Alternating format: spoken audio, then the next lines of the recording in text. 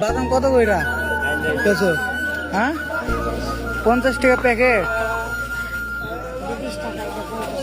50 টাকা কতটুকু আছে এই জায়গায়? 250 গ্রাম। সারাদিন কি এগুলো শেষ হয়ে বেচা? হ্যাঁ, বুঝতে পারো লাভ হয় কত কইরা ভাই?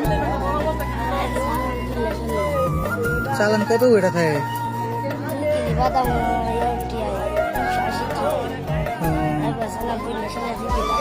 তুমি কি কারো আন্ডারে ইয়া করো? কারো আন্ডারে মানে এগুলো বেচতেছো কারো মাধ্যমে? ওনারে কত দিতে হয়? 200-300। আর তোমার থাকে কত? হ্যাঁ,